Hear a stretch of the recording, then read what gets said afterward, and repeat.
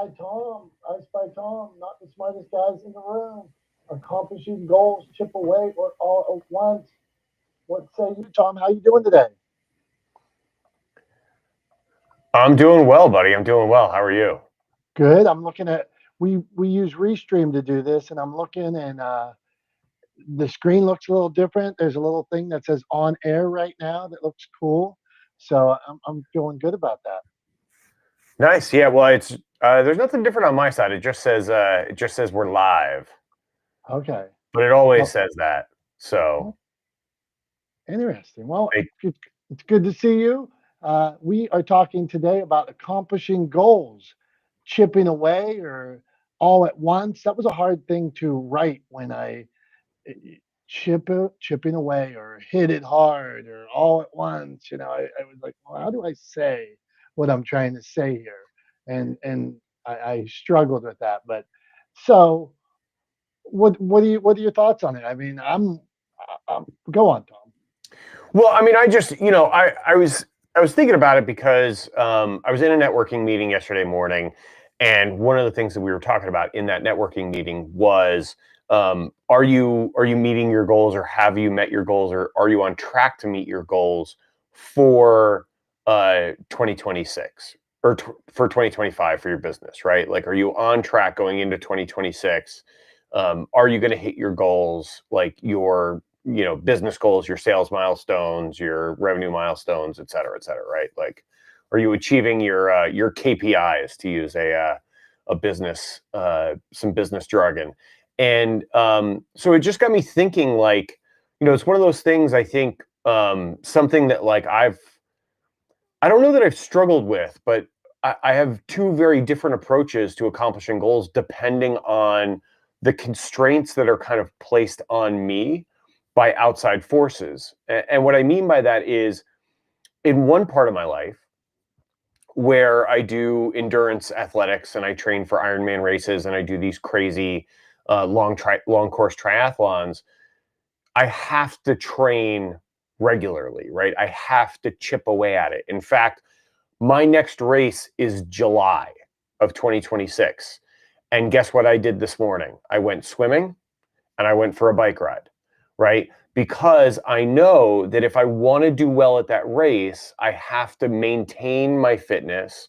I have to keep chipping away at my fitness goals and at being trained for that event, because you can't leave it to the last minute. It doesn't work, right? And I know that. And so if I want to accomplish what I want to accomplish there, I have to just chip away at it, right? I have to be persistent. It has to be a part of every day. The flip side of that is that often, and this happened just last week. I had a client reach out to me for a quick turnaround project, right? And so it kind of the project was done in less than a week, right? Today, it would have been a week today that they had originally reached out about the project. It was a week ago. It was last Wednesday they reached out. We delivered the finished product on Monday, right? So it was a very quick turnaround, rapid response, but we got it done.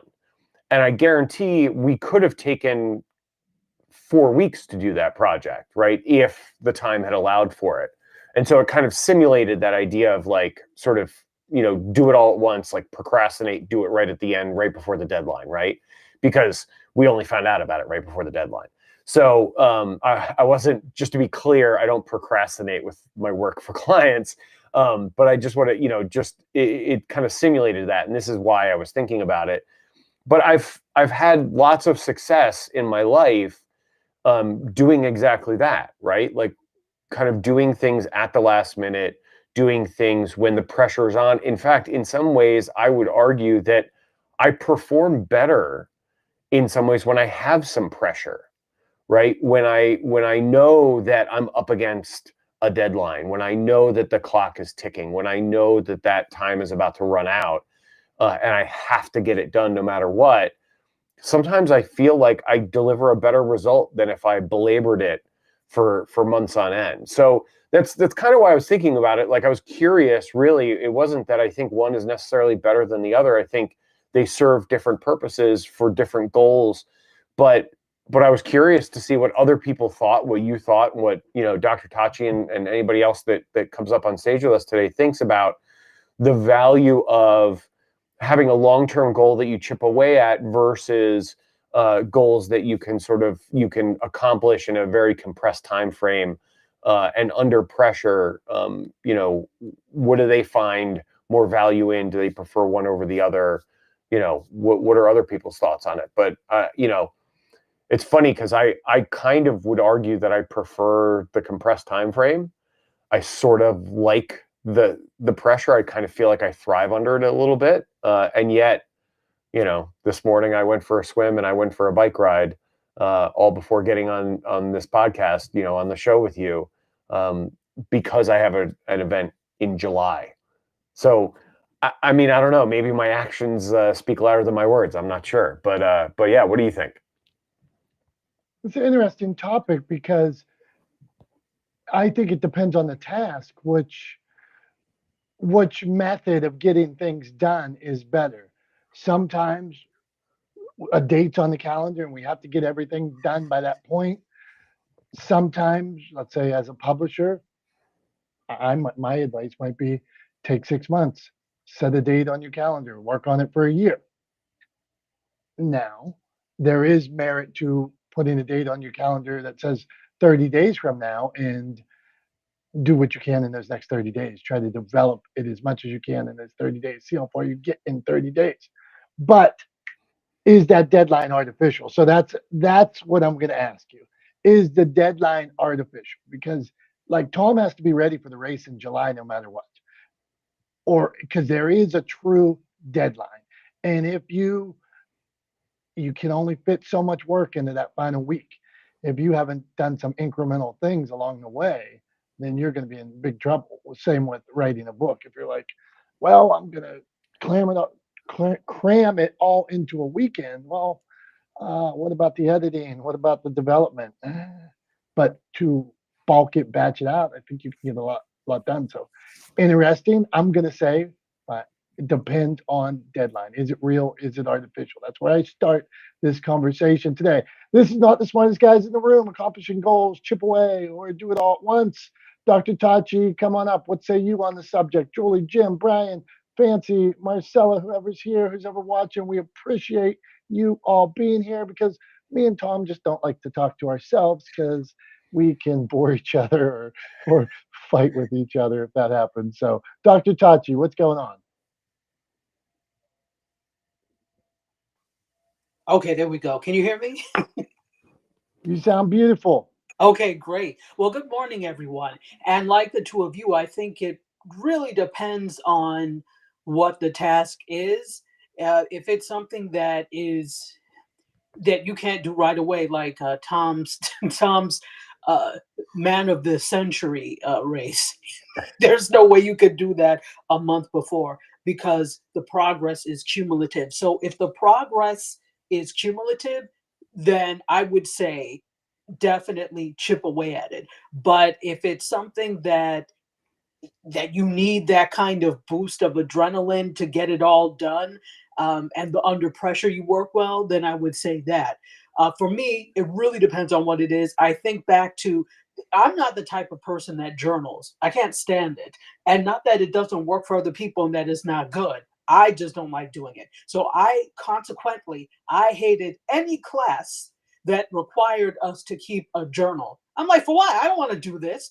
And I wouldn't until like the week before it was due. And then I would go back and do all the journals. And of course, I would get credit for it, but it's something that I didn't want to do. So I would wait to the very last minute. Instead of it would probably have been better for me to week by week keep track of it, but I didn't want to do it anyway. So it wasn't getting done until it had to be done. That's not probably the best way to do it, but that's the way I work sometimes. So now it's also with deciding what tasks I actually need to do and what tasks can be farmed out to someone else to do. And you know, because I have choice now or choices, more choices now. So it also goes with not taking on things that you don't necessarily want to do because you're not going to get it done in a timely fashion. So decide what needs to be done. Do you have to be the one to do it? And if so, well, then you have to deal with it and make a method so that it's easier to get done. But if you don't have to do it, then don't do it. Farm it out. That's what I would say. I rest. Thanks, Dr. Tachi. Yeah, I completely understand where you're coming from with that journal assignment from school, because I was exactly the same way when it came to like an ongoing assignment. I would just put it, especially if it was something that I just didn't find value in or didn't find sort of entertaining or exciting or interesting. I would 100% put it off until the last minute and then sort of cram it all into the last day. And that was sort of my MO going through school, because a lot of the time that I was in school, I wasn't really well engaged, right? Like I didn't feel sort of challenged or whatever. I just felt like I was being told to memorize stuff a lot of times, and that was boring to me. And so I would just wait until like, the night before the test or the day before the test, and I would just start cramming it in. And usually I did pretty well. I mean, I wasn't like a straight A student or anything, but I did well enough to get by for sure. Like well enough to get by and well enough to get into a decent college and all that good stuff. But yeah, I mean, that was 100% my MO. I was always like last minute, and it drove my parents nuts. But I think, to your point and to Dom's point, it really comes down to the deadline, right? Like how solid is the deadline? How in stone is the deadline? And do you have, Dom? We're having your screen is going haywire over here. I don't know what you're. Are you touching? Are you touching that your camera connection again? What are you doing over there? Anyway, Dom is, for anybody watching the live stream, Dom looks like he's caught in the Matrix. Like Max Headroom or something. Yeah, he's Max Head. Oh, there he went. There he went. We lost Dom's picture. So you have to step up your game. Now I'm all by myself. It's just me and the clubhouse screen. Anyway, but yeah, I mean, it all came down to the deadline, right? And if it was a deadline that could get pushed, I would push it 100%. So I think that has a large part of it. And also, to what you were saying too at the end there, Dr. Tachi, I 100% agree. And it's something I'm trying to do in my own business now more than I have done is, if you don't enjoy something, if you don't find it a sort of good challenge, right, when it comes to the work that you do, like you should try to delegate that work or delegate those tasks and get someone else who does enjoy that work to do it, right? Like it's always best to have somebody who finds joy in the work that they're doing to do that work rather than you doing it just because you feel like you have to. And so I'm 100% with you on that as well. Delegation, I'm a big fan of delegation. Dom's back. Here we go, back on the live stream. But yeah, I'm a big fan of delegation, and I think if we can delegate projects and work that we don't want to do, and then we know we're going to procrastinate to someone else who's much more likely to do them in a timely manner because they actually enjoy that kind of work, then I say do it, right? Like that's something I'm definitely trying to do in my business right now. What do you think, Tom? I think you're right on, Tom. You can't do it all yourself, or you will be cramming at the last minute, hair on fire, like me and you talk about sometimes. Poor planning on their part does not constitute an emergency on my part. So if you didn't, even as a kid, like if my son's in school and doesn't, has a long assignment and waits till the last night, well, that's your problem, not mine. The teacher gave it to you a month ago or a week ago. You didn't have to wait till the last minute. And that's same with business and life. Anything you do, incremental, long term.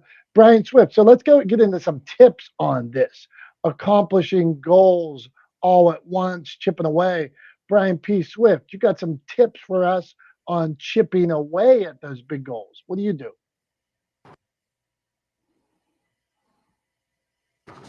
Well, first of all, having them written down is so key, so that you could plan ahead. So and for me, being a quadriplegic and needing a hand with many things, I really have to plan ahead. If we're going out, I have to check to see if where we're going is accessible. I have to see, you know, make sure that wherever we're going, I always call and let them know I'm going to be there. Is it accessible? Is there a different way in? A lot of times they are, but sometimes it's we'll park in back because the ramp is on the side. So I think that you have to prepare in advance. I think you have to have written goals. I mean, I'm not talking about a goal, when I'm going out, but I know now, and I learned years ago that making that one phone call can prevent a lot of problems.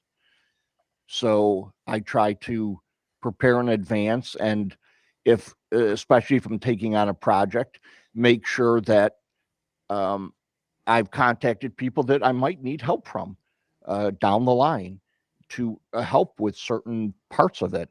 So call in advance, and the best way to know and keep tabs on, for me at least, is writing that down, knowing that project is ahead of me, and knowing that I'm going to be at this point, possibly at this time, and calling and saying, "Hey, Spence, you know, next week, is there a day you could give me, a little bit of time, maybe?" So I think that planning in advance is key. Writing it down is key. Calling the people you might need a hand from and checking. I mean, and even in other situations, like even what you and Tom do, maybe there's a third party you need to get. You're going to need some help from finding out. They may be booked for months out. Same thing with me. That person I might need hand from might be out of town for 2 weeks. So I think making those calls in advance, and people are more apt to help if they know it's coming and can plan around it. So I think it's really important, especially when you do need help or you want help, um, to try to let people know in advance, and be courteous of what's going on in their schedules. And I think that's probably some of the biggest things that have helped me. I'm complete. Hey, Brian, good stuff. And that was a well laid out, prepare in advance, written goals. I feel like you could do a whole speech on that, right? Prepare in advance. Here's 50 tips, 20 tips to prepare in advance.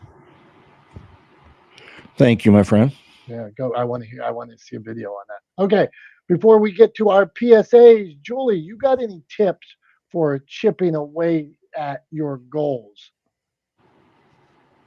I don't. I mean, I have a lot of tips, but I also think it's dependent on your priorities and your age. So, if you're a teenager, I mean, we remember teenage years in college. I did my best at midnight before the paper was due, and that was where my magic was woven. And as an adult, I'm hosting Thanksgiving next week, and I'm already preparing the meals. I'm going to start cooking the dishes this weekend. Tom has to prepare for his triathlon. I mean, if he jumps, thinks he's going to start running the week before, training and swimming the week before, good luck, buddy.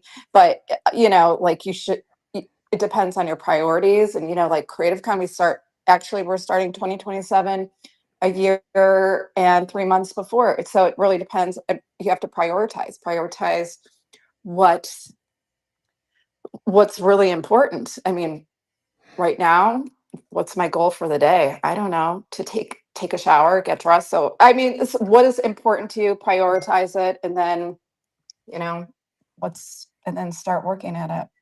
That's all. Prioritize. That's my tip, I guess. All right, good one. That's a new one to add to our list. I see my friend Jimmy, but hold on, Jimmy. It's time for PSAs first before we get to Jimmy on his tips.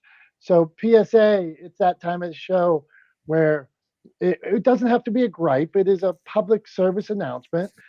We put each other on a clock and give us something going on in the world. Tom talked about what side of the road you should walk on one day, and I talked about taking probiotics. So, Tom, we'll start with you today. Put yourself on the clock, and what is your PSA to the world on this nice November day?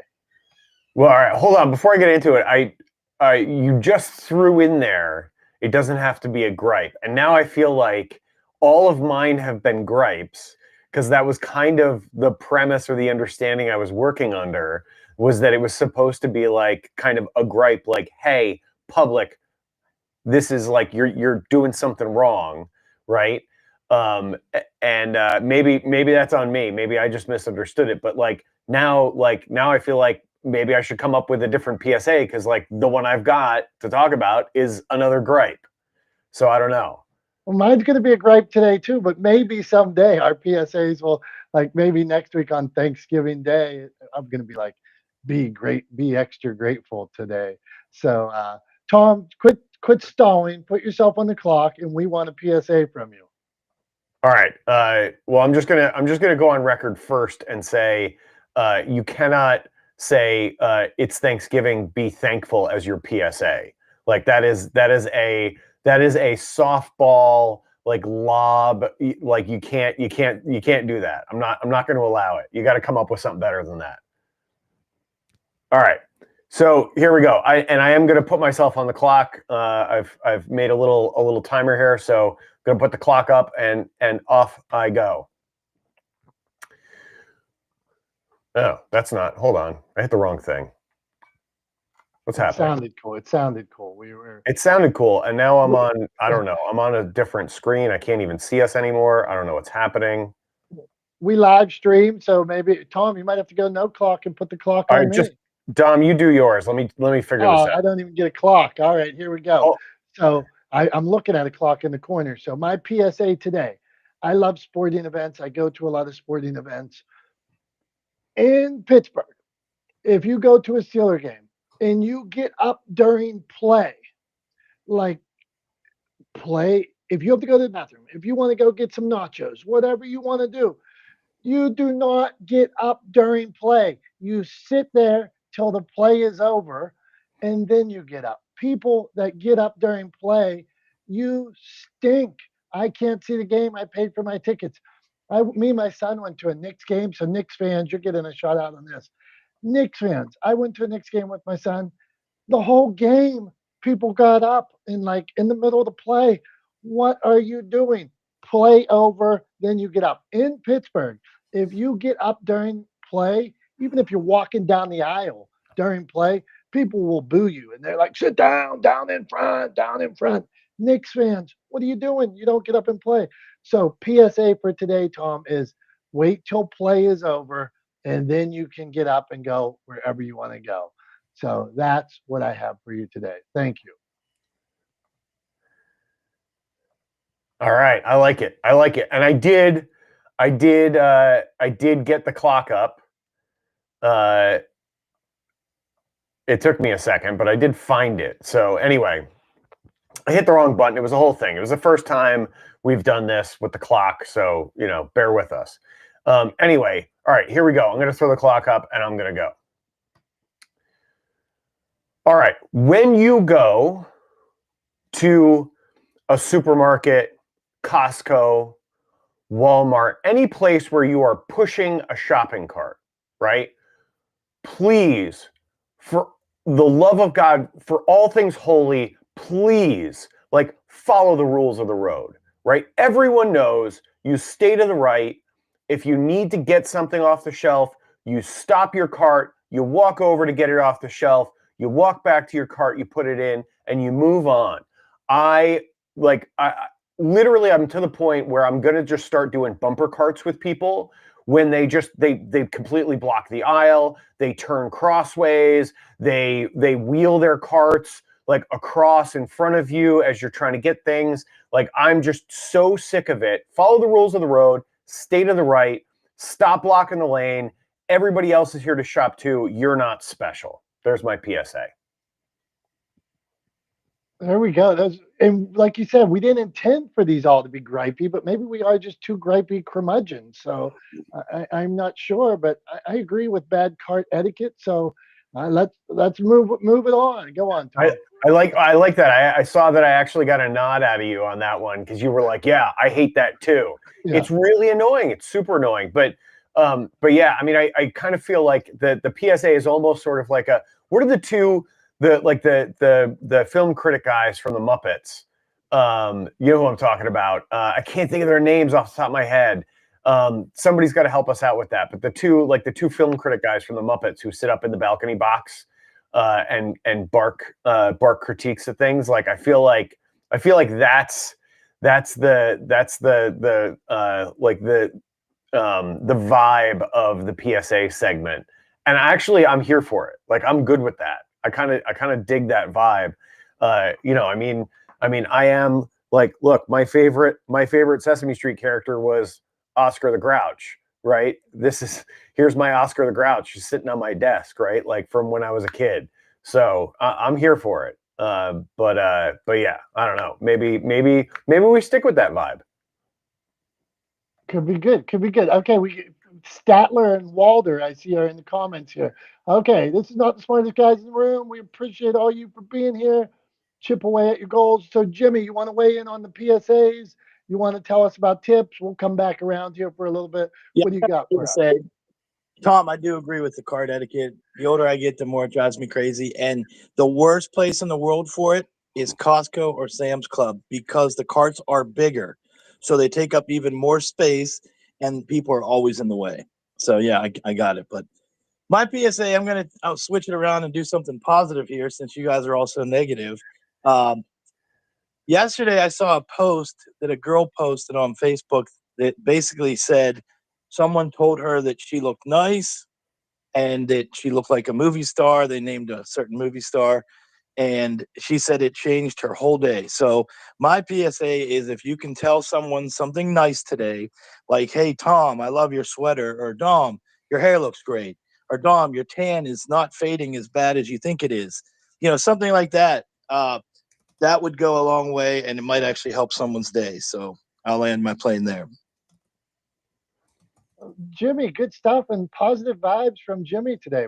Me and Tom are sitting here thinking, so that's how you do a positive PSA. So good job. Hey, Jimmy, back to chipping away at goals and hitting goals all at once. So yeah, I had a question. Yeah, go on. I had a question. So anyone who has grown children like Dom, Brian, Julie, that I know of at least, are your kids like you when it comes to that? Do your kids wait till the last minute? Do they procrastinate?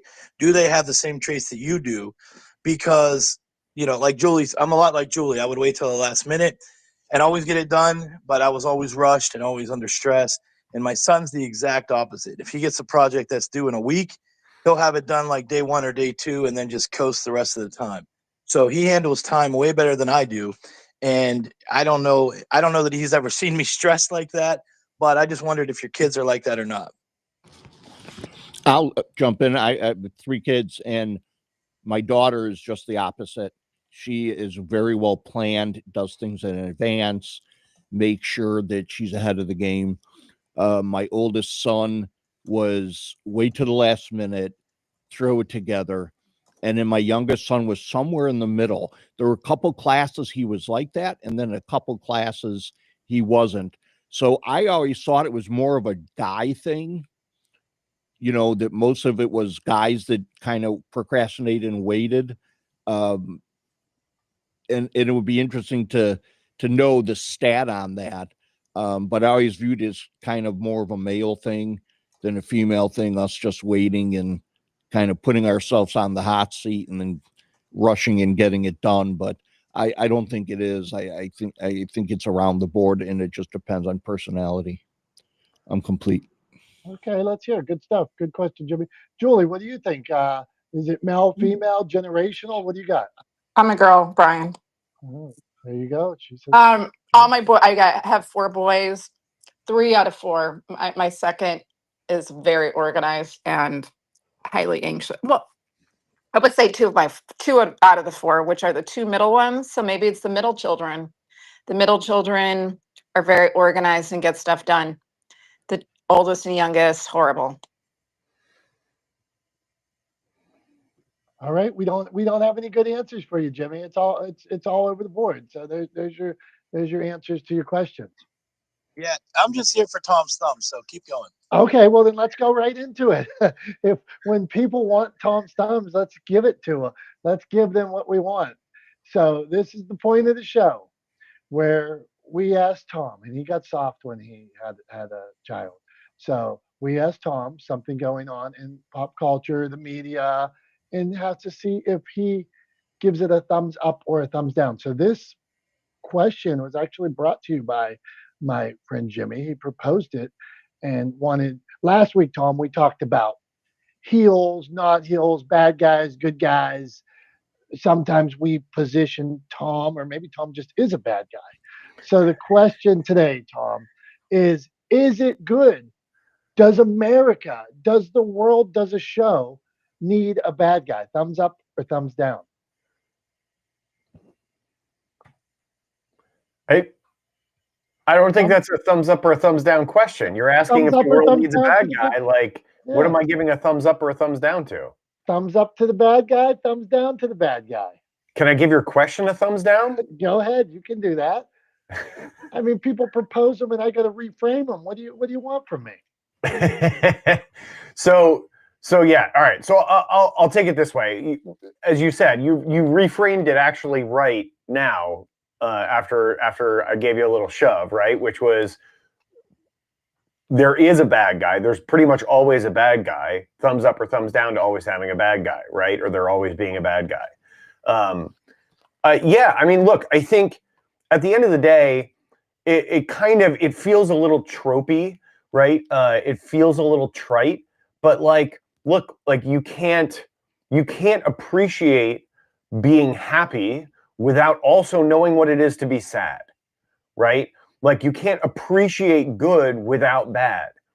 Nothing is good if there isn't something bad to compare it to, right? To draw into sharp relief how good something is by comparing it to something else that is bad, right? And so like, and the reason I said sort of tropey and you know, that it felt kind of like a, you know, well, just, yeah, it feels like a played out trope, right? Like it feels like I'm leaning into the idea that like there is no light without darkness, right? Like, you know, that is sort of the way that we understand things. And I actually think there's some validity to that, right? There is some real hard factual validity to the idea that like there is no good without evil, right? Because at the end of the day, if there isn't evil, then whatever we think of as good or we exemplify as good just becomes there, right? It just is. If you don't have anything to compare it to, any way to draw it into contrast, any way to highlight the difference between good and bad, right? You suddenly everything is just there, right? It just is. It kind of loses its meaning, right? Or its value as something good. So like there has to be, in order for there to be good guys, there has to be bad guys, right? Otherwise there's just guys.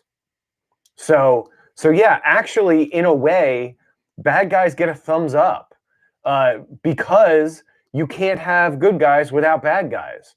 So like in a shocking turnabout, here I am on Tom's thumbs.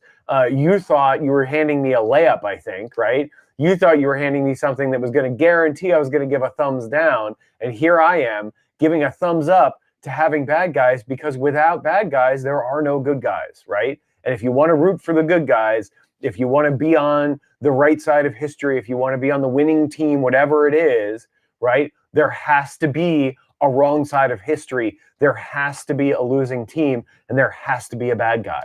So bad guys get a thumbs up.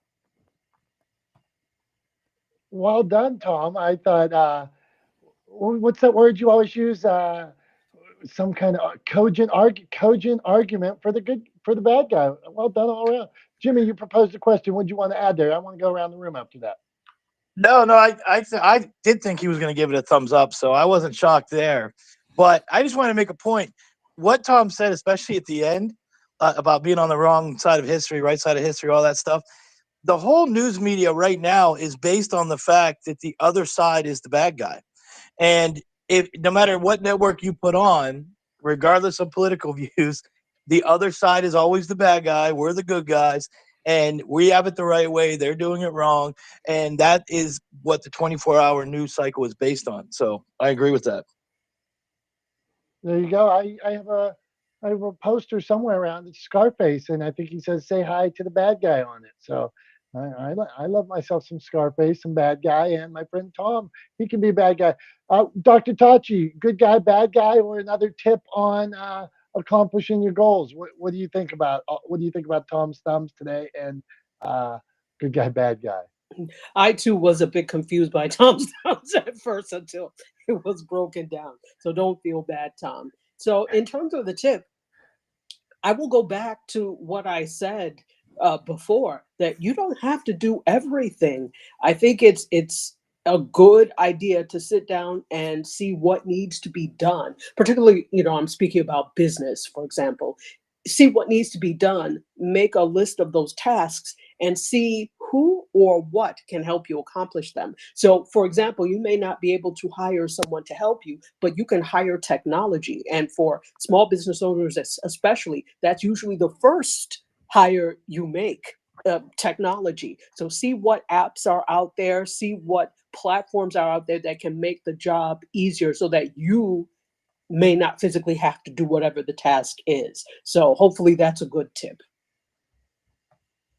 That is a good tip, Dr. Tachi. That makes me think. I was just having a conversation with our friend Julie up on stage the other day, and we were talking about uh, saying no sometimes. Sometimes you got to say no. I can't do it all. So I need to lean on other people to help me. This is what I can do. This is what I can't do. We got a friend Jason up here. Jason, what's going on? Where you been? I see a profile picture of Jason. He's in a suit here, looking sharp. Nobody else has a suit on in their thumbnail picture. So, Jason, we're talking about chipping away at goals a little bit at a time, all at once. You got a tip for getting to our goals? What say you? Yeah, the main thing is just remember your whatever your goal is, it's for yourself. It's for yourself. Make sure that you like it so much that you keep it drives you to keep going, even when you fail as well as when you succeed. I mean, like, but yeah, the only thing I ever focus on is like whatever I want.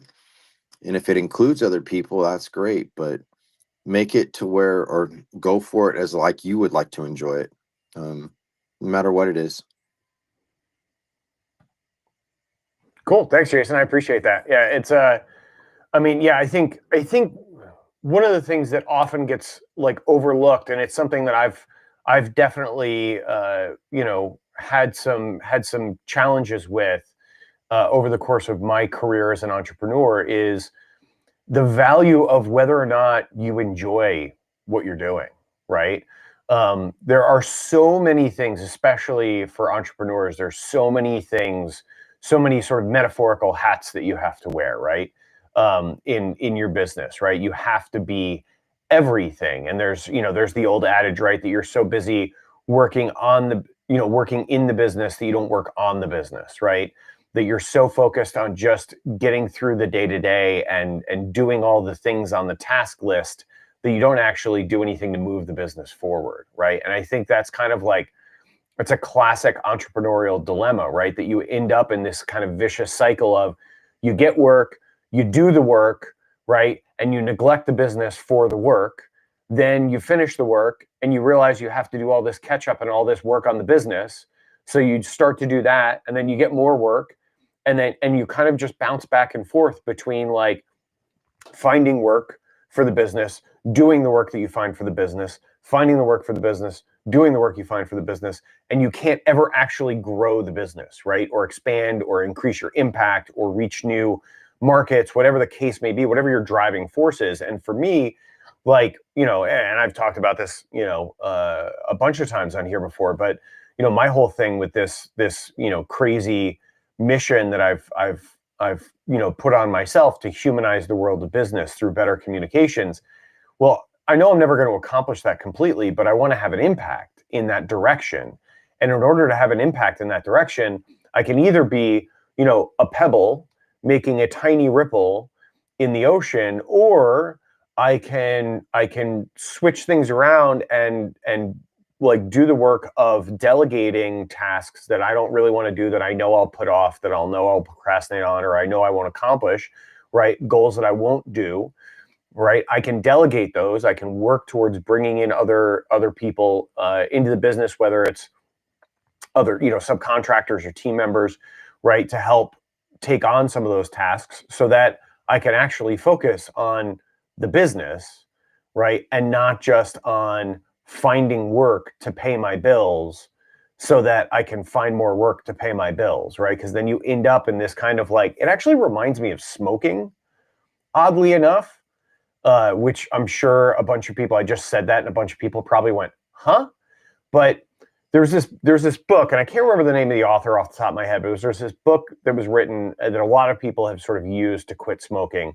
And the title of it is something along the lines of like the easy way to quit smoking. And the idea is basically, the main idea in the book is that the only reason you smoke, right, as like a cigarette smoker, right, the only reason you smoke is because of the last cigarette you had, right? And if you simply break that cycle, right, if you just interrupt that cycle, then all of it kind of goes away, right? Like, if you understand that the only reason you're having a cigarette is because you had a cigarette previously, then you also understand that the best way to not have that next cigarette is to not have the one you want to have right now, right? And so, kind of similarly, it's a bit of a vicious cycle that's self-repeating, just like that sort of entrepreneurial dilemma of get work, neglect the business, finish work, focus on the business, get more work, neglect the business, and just on and on you go, right? And I wanted to try to get out of that cycle, but I think often,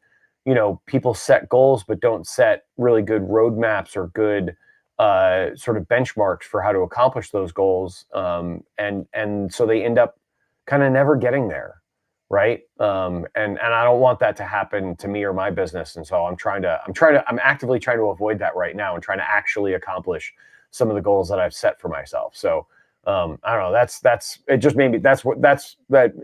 What you said, Jason, kind of led me down the road that got me to thinking about that. If that makes any sense. So I don't know. What do you think, Dom? What are your thoughts on smoking cigarettes and how to quit, Dom? Yeah. I, I, I, I don't have many thoughts on smoking cigarettes and how to quit, but and then Jason, we got you in a second here. I just wanted to add this.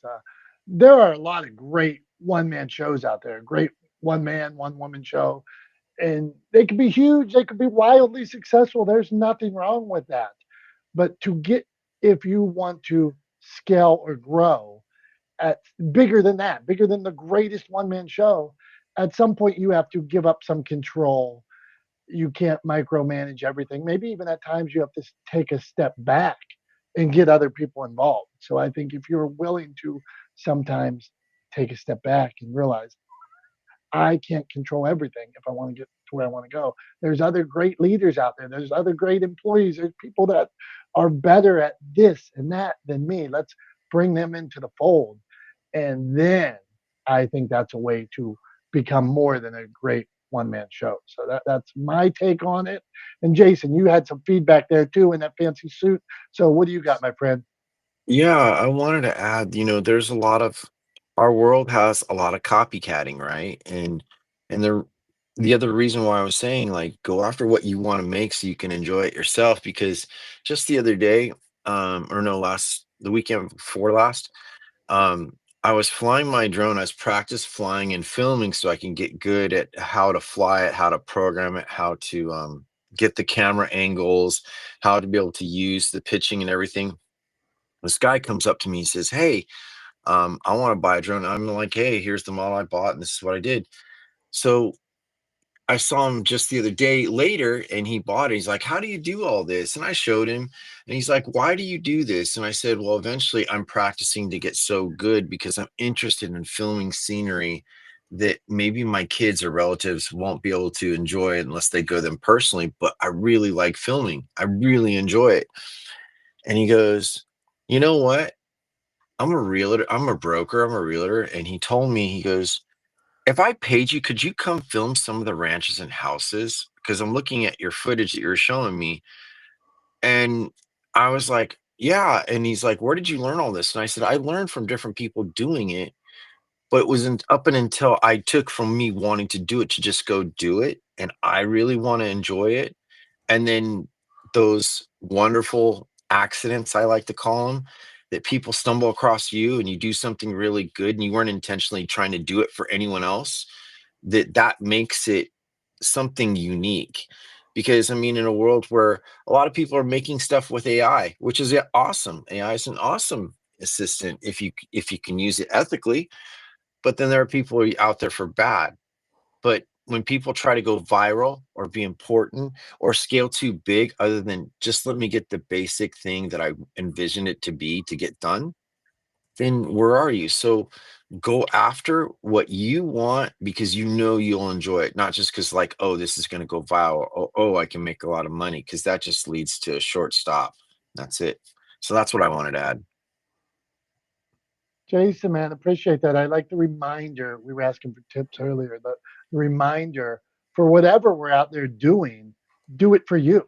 Right? You first, your passion, and then uh, who knows where it can go. So I think that's a good reminder.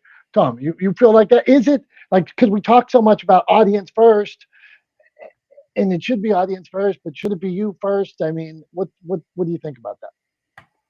Well, I mean, those are kind of those aren't Can really it the be same both? thing, right? I mean, I think it can be both, right? So like when you are when you are talking about like the work that you're going to do, right? Or the things that you're choosing to get involved in, right? You should do it from a place of picking things that you will enjoy or find pleasure in or find joy in or find fulfillment in, because you are always going to do a better job if you are enjoying the work that you're doing. You are always going to deliver a better product if you find fulfillment in that work, right? You will be more successful by virtue of the fact that you are enjoying what you're doing, right? So, like, the idea that you should focus on you first when it comes to the choices you make in terms of the sort of work that you do or the focus or the things that you focus on, I 100% agree, because I think you will end up delivering better work and a better product, which will lead to, earning better income if we're talking in a business context, right? Like, it will lead to revenue down the line, right? So I absolutely agree with that. And then when it comes to telling the story of what you're doing, right? Like if you're telling stories, right, for an audience, because otherwise why would you tell stories? You're not going to sit around and tell yourself a story about something you've lived, right? That doesn't make, I mean, some people could, but I think, maybe those people should go talk to a professional. They're probably like, that's not the norm, right? So like, if you're going to tell a story, you're telling it to an audience. You are telling it for an audience. You are trying to deliver something to them, right? You're trying to give them the benefit of your experience. You're trying to teach them a lesson that you learned, or convey information that you gathered through this experience that you're relaying to them. And so in that case, because you are trying to do something for them, absolutely you have to put them first, right? Because they are the audience. They are the people or the persons you are trying to have a net effect on. And so you have to put sort of their wants, their needs, their understandings, the way they approach the world, those kind of things first, right? But I think, yeah, so I think they're very different situations. I think you can do both. They're definitely not mutually exclusive. Good, because there's so much negative connotation sometimes. Like what Jason's saying is a beautiful thing. He did it for him, and then more blossomed out of it. But then sometimes somebody would be quick to jump and say, it's got to be audience first. And so you know, Yeah, there is like a huge sort of like cultural tendency to make everything a zero-sum game. yeah. And that's not the way most things work, right? Most things are not a zero-sum game. Most things are not mutually exclusive. You can believe or do multiple things at once that are not necessarily at odds with each other, even though they may seem on the surface to be, right? So yeah, this whole zero-sum game framework that people tend to apply kind of across the board, I find really frustrating, because it's overly simplistic, right? Like, life is not black and white. Like, we live in the gray area in between, the vast majority of the time, right? So yeah, it's totally okay to put yourself first when it comes to the choices you make for you, and to put your audience first when it comes to the stories that you tell. Those two things are not at odds at all.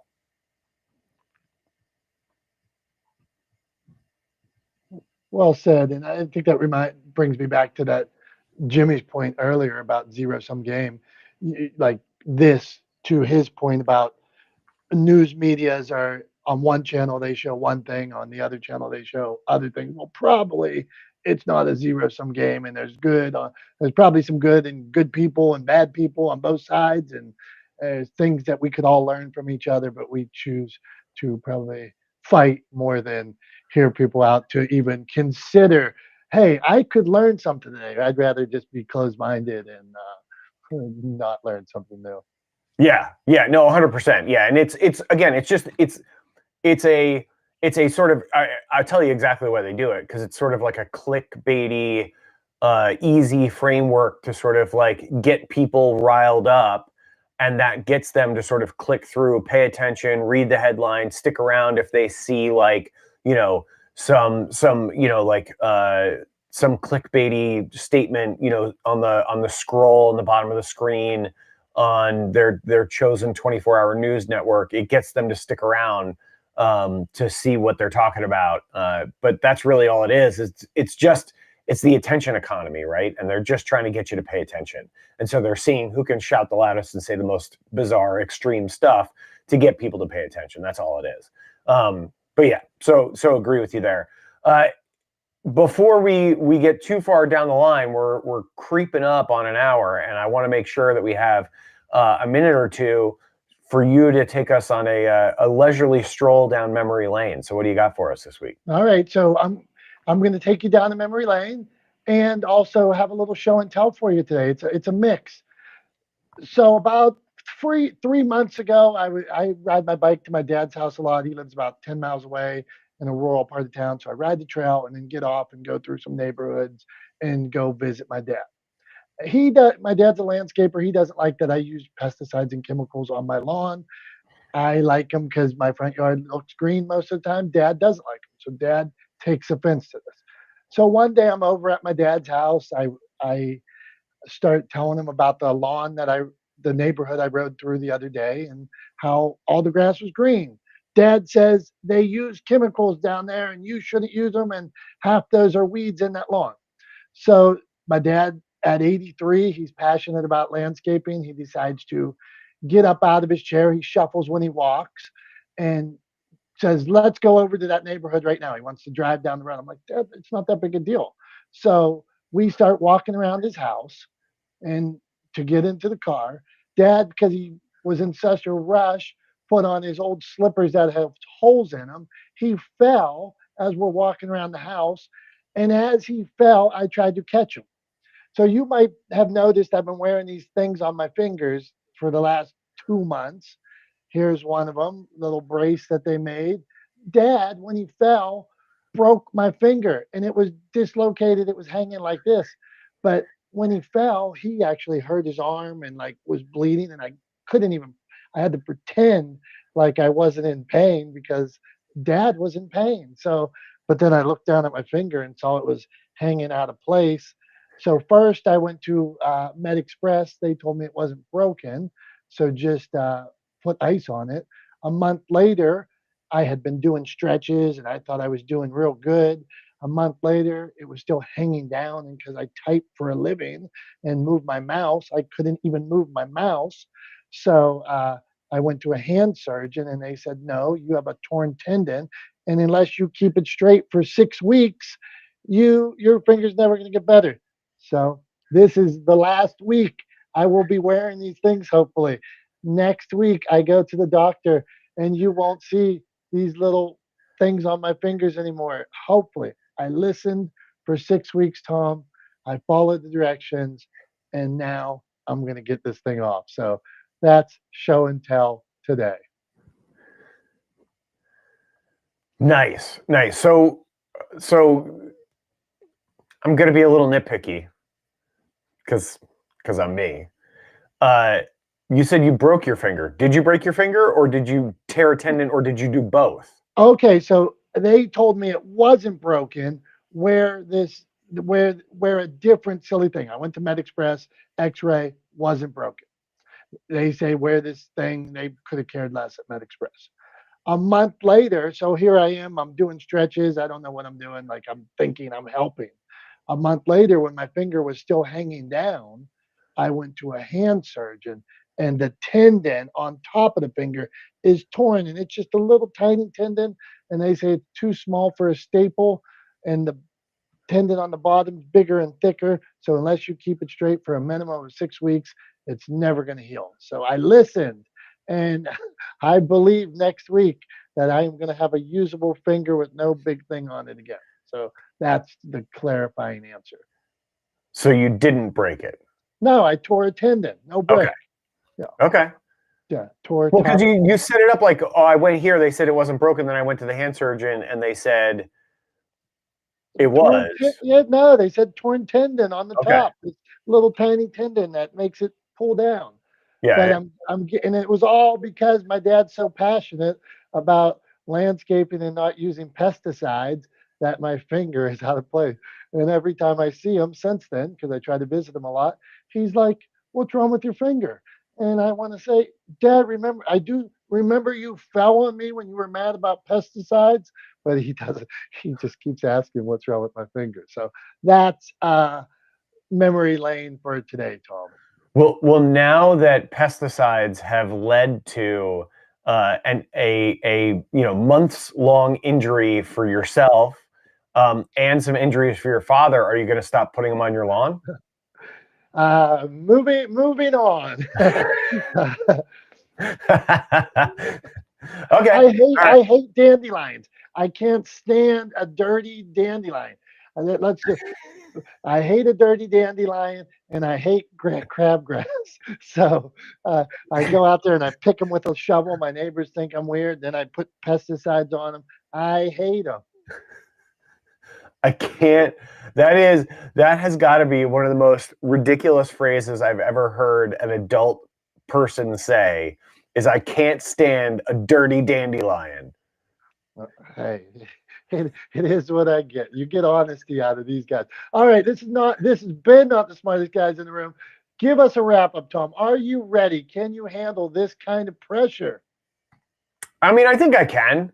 What did I say before? That I thrive under pressure, that I used to intentionally create pressure for myself by procrastinating when I was in school so that I would accomplish things and complete my work. So yeah, I think I can handle the pressure. I'm going to keep it really short and sweet. I think at the end of the day, when it comes down to accomplishing goals, right, I think what you should do, the answer that I've come to, what we've learned over the course of the last hour and talking to all these brilliant people that have joined us here today, is do what works best for you, right? There is no one size fits all answer. And like you said earlier, Dom, and it's one of those completely unsatisfying answers that people are often kind of get upset about because we want like a really nice, well-packaged, simple answer for things. And the truth is, like, it just depends. Like, it depends on what works best for you. So when it comes to accomplishing your goals, whether it's in business or in your personal life, I think what you should do is spend the time figuring out what works best for you. And that's how you should work towards accomplishing your goals. That's all I've got for this week. Thank you all for being here. Thank you guys for being a part of Not the Smartest Guys in the Room. We appreciate you. We love you, and we will see you next Wednesday at 9:30 a.m. for our Thanksgiving episode. Until then, have a great rest of your week. Have a great weekend. We love you. Bye-bye now.